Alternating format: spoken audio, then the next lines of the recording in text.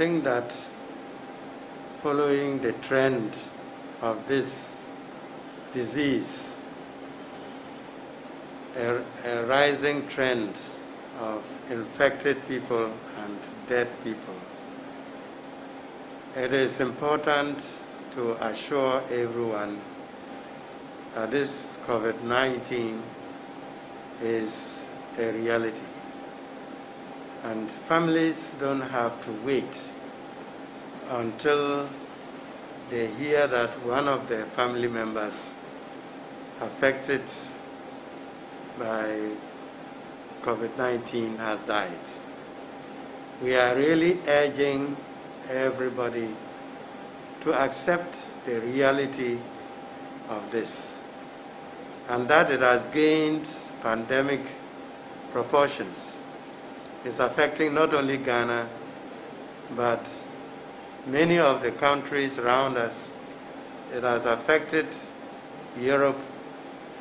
It has affected America. So I think with the plans government has is to bring the capacity of testing as close as possible to every Ghanaian. If, for example, we had a testing center here in Tamale, I think they are preparing one. And people hear that this number of our family members have gone to test, and this number have been assured that they have tested positive. Then it begins to be a reality for them. But what we want to achieve is that people should not wait until a friend or a family member has tested positive and even died of COVID-19.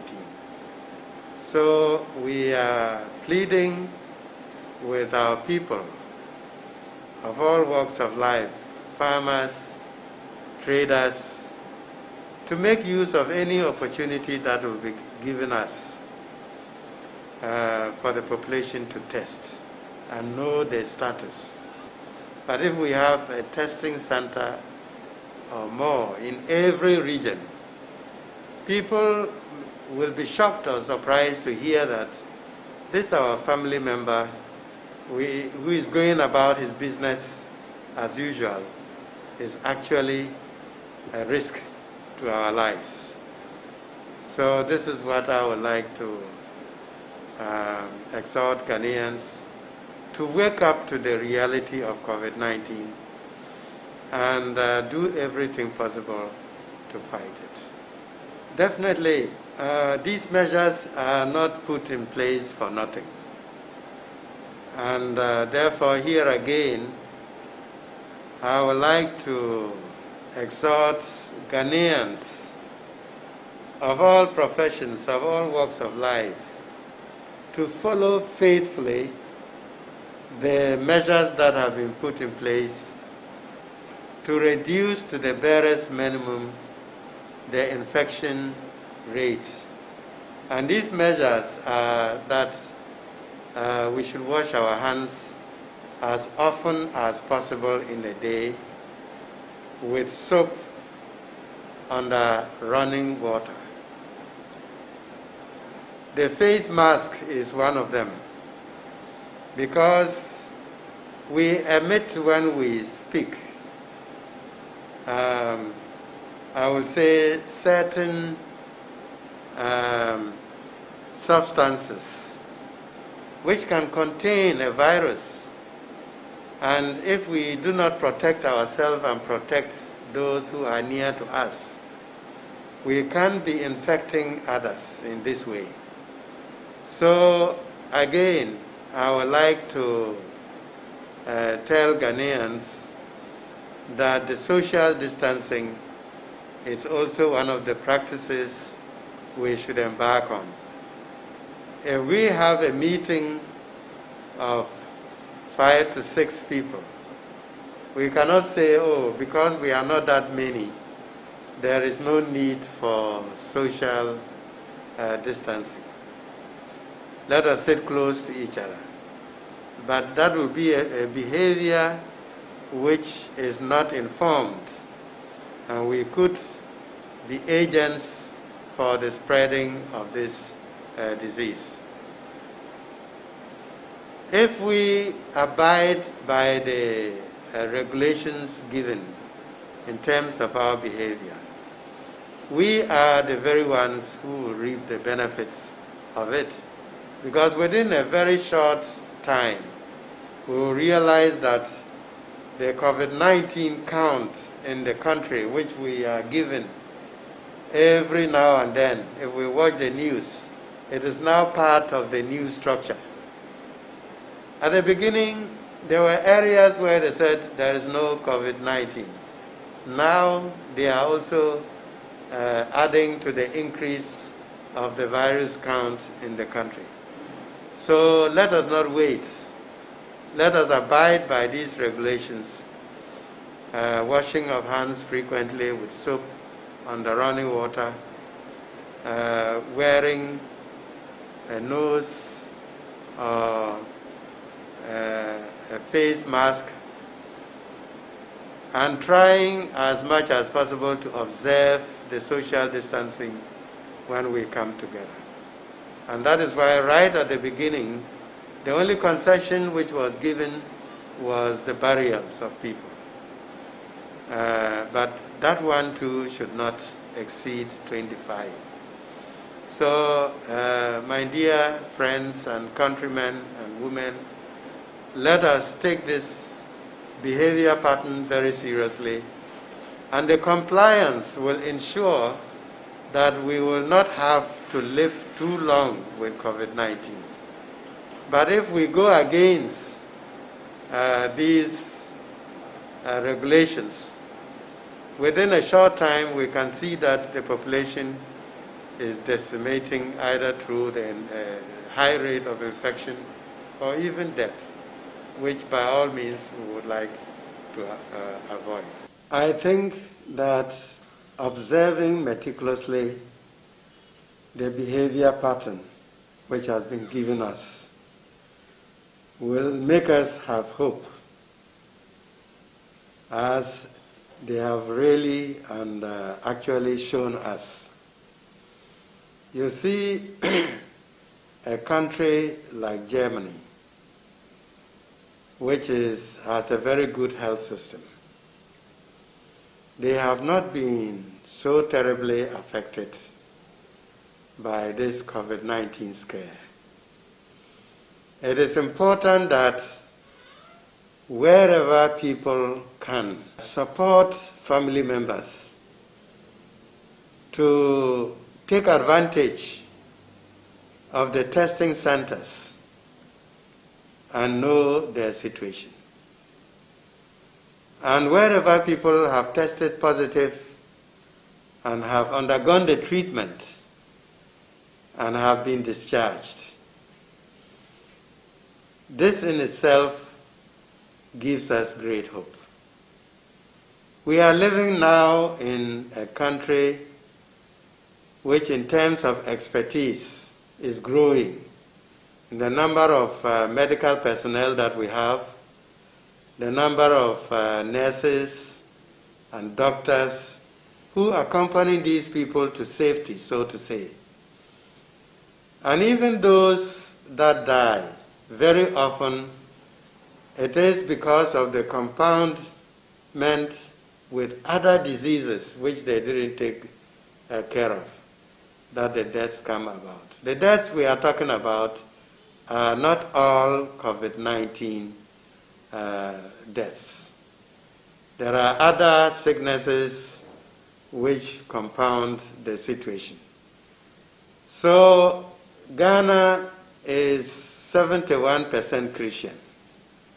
I will also appeal to all Christians to keep this hope high through their prayers, and know that if we do what is needful on our side and pray to God and ask the intercession of the Blessed Virgin Mary, we will see that, as it happens in history, God will intervene and rid us of this terrible disease which has gained pandemic proportions. The fact that it is everywhere and is at our doorsteps should help us to be serious about following the behavior patterns that have been given us. And also to help people have the courage to go to do this testing. If our own relatives who are discharged come home and we are avoiding him, where do we want him to go? I want to say that there are a lot of conditions which perhaps in terms of the management of the disease are worse than the COVID-19. But our faith and the price we put on supporting family members and friends is so high that we have never had a situation where we abandon our own family members because of a sickness. So let us rather come together, accompany those who are likely to be affected, to stay hopeful and follow meticulously the instructions that are given them during the isolation period of the health personnel. I would say that the scientific capacity of Ghana is growing tremendously. We have the experts. We have the nurses who are very well trained. And if they admit us and accompany us to recover, Ghanaians should not continue to stigmatize their own brothers and sisters because they have gone into quarantine for 2 weeks or 3 weeks. But we should rather encourage, because as the President was saying, there is in a factory, so many people were found infected. And they said it was one person, through one person, that got so many people infected. Let's take this very seriously, but also with great hope and trust in God. We will see that we will come out together. The main aim of all this, trying to place isolation centers as close to the citizens as possible, is precisely to decrease the number or even to eliminate the possibility of people, even if they are infected, of dying from this disease.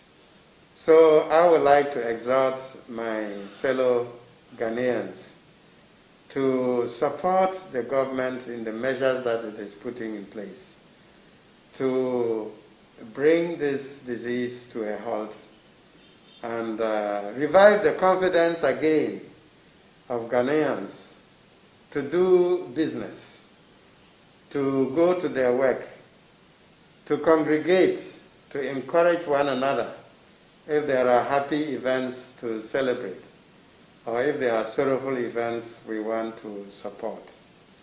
This will revive the ordinary, or I will even say the proverbial hospitality of Ghanaians that we often speak about. Many of these health personnel have risked their own life in order to put COVID-19 down, as Ghanaians went to Liberia at the time of Ebola. Ghanaians came, Ghanaian nurses and doctors were sent there, and they helped to combat Ebola there.